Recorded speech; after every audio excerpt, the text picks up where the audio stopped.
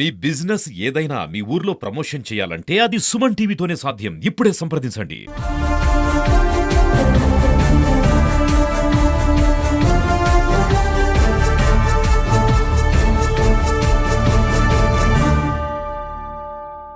దక్షిణ కాశీగా పేర్కొన్న శ్రీకాళహస్తి ఆలయానికి అనుబంధంగా ఉన్నటువంటి భక్తకన్నపాలయంలో ఓ వ్యక్తి విచిత్ర పూజలు చేస్తూ కనిపించాడు. ఇది శివరాత్రి రోజు రాత్రే జరిగింది. శివరాత్రి రోజు రాత్రి సమయంలో 12 గంటల ప్రాంతంలో లింగోద్భవ మూర్తికి అభిషేకాలు జరుగుతున్నటువంటి సమయంలోనే కాళహస్తి ఆలయానికి అనుబంధంగా ఉన్న భక్తకన్నప్ప ఆలయంలో ఓ శివలింగానికి ఎదురుగా ఒక వ్యక్తి కూర్చొని విచిత్రమైనటువంటి పూజలు చేస్తూ అక్కడ కనిపించాడు. అయితే అక్కడ భక్తులంతా కూడా ఆయన ఆశ్చర్యంగా చూస్తున్నటువంటి సందర్భంలోనే ఆ వ్యక్తికి ముందు ఏదైతే క్షుద్ర పూజలు చేస్తున్నటువంటి ఆనవాళ్ళు ఏవైతే ఉంటాయో, ఏదైతే ఒక ముగ్గు వేశాడు, అక్కడ ఉన్నటువంటి పసుపు కుంకుమ నిమ్మకాయలు ఇటువంటి పదార్థాలంతా కూడా అక్కడ పెట్టి ఏదో ఒక మంత్రాలు చదువుతూ అతను భీకరగా అరుస్తూ ఉన్నటువంటి దృశ్యాలు అక్కడ కనిపించాయి. అయితే భక్తులు ఆయన్ని ప్రశ్నించే ప్రయత్నం చేశాడు. అయితే ఆయన ఏమాత్రం పట్టించుకోకుండా ఆ ఒక్క పూజ అయితే కంటిన్యూ చేశారు. ఈ వ్యక్తి తమిళనాడుకు సంబంధించినటువంటి వ్యక్తిగా చెప్తున్నారు.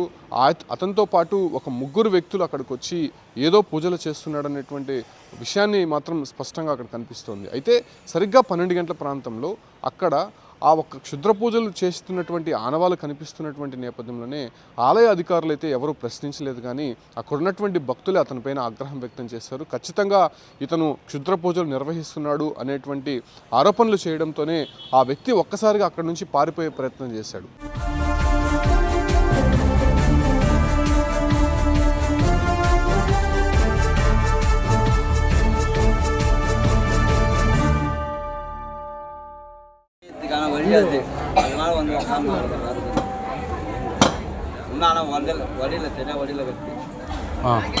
மறுபடியும் எப்போ வரீங்க? என்ன ஆச்சு?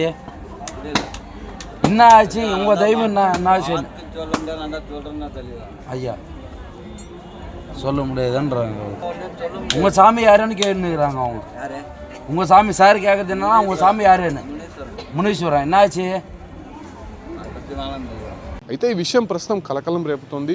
పబ్లిక్గా అది కూడా అత్యంత పవిత్రమైనటువంటి శివరాత్రి రోజున భక్తకన్నప్ప ఆలయంలో ఎక్కువ మంది భక్తులు కూడా అక్కడ జాగారం నిర్వహిస్తున్నారు.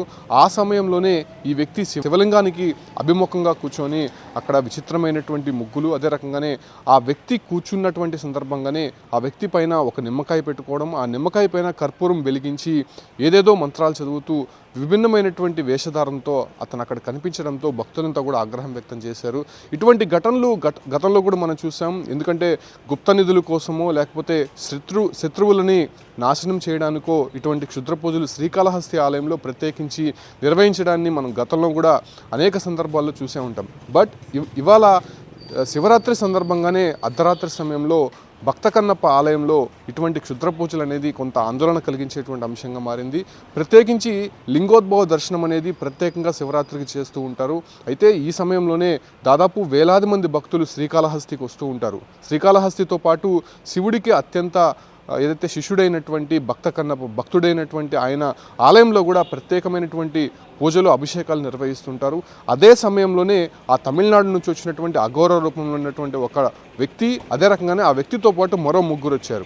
అయితే ఆ ముగ్గురే ఈ పూజలు నిర్వహించడానికి కారణంగా చెప్తూ ఉన్నారు. ఎవరైతే అక్కడ ప్రశ్నించారో వెంటనే అక్కడ నుంచి పారిపోయినటువంటి పరిస్థితి మనం చూస్తూనే ఉన్నాం. వ్యక్తి కింద కూర్చొని ముందర ఏదో స్టార్ లాగా ఒక ముగ్గు వేసుకొని ఆ ముగ్గులో పసుపు కుంకుమ, అదే రకంగానే కొంత నిమ్మకాయలు కావచ్చు, ఆ మిరకాయలు అవన్నీ పెట్టినటువంటి సందర్భం సీన్ చూస్తూ ఉంటే ఖచ్చితంగా క్షుద్ర పూజలకు సంబంధించినటువంటి పూజలుగానే అక్కడ భక్తులు అనుమానించారు. వెంటనే ప్రశ్నించినటువంటి నేపథ్యంలో ఆ వ్యక్తి అక్కడి నుంచి పరారయ్యేటువంటి ప్రయత్నం చేశాడు. దీంతో భక్తులు వాళ్ళని కూడా పట్టుకునే ప్రయత్నం చేయగా అక్కడ నుంచి జారుకోవడం జరిగింది. ప్రస్తుతం దానిపైనే ఆందోళన చెందుతున్నటువంటి నేపథ్యంలోనే ఖచ్చితంగా ఆలయ అధికారులు, పోలీసులు వాళ్ళని అరెస్ట్ చేయాలని చెప్పి కూడా మళ్ళీ అటువంటి ఘటనలు శ్రీకాళహస్తి ఆలయంలో కావచ్చు, లేదంటే పరిసర ప్రాంతాల్లో అనుబంధ ఆలయాల్లో జరగకుండా చూసుకోవాలని కూడా చెప్తున్నారు. ముఖ్యంగా శివరాత్రి రోజే ఇంత పబ్లిక్గా వాళ్ళు అంత ధైర్యంగా వచ్చి అక్కడ పూజలు నిర్వహిస్తున్నారంటే ఎందుకు అక్కడ సెక్యూరిటీ సిబ్బంది పట్టించుకోవట్లేదు అనేటువంటి విషయాలు కూడా బయటకు వస్తున్నాయి. దీనిపైనే ఎంక్వైరీ చేస్తున్నామని చెప్పి కూడా అటు ఆలయ అధికారులు చెప్తున్నప్పటికీ కూడా ఆ వ్యక్తి ఎవరు, అసలు ఆ పూజలు ఏంటి,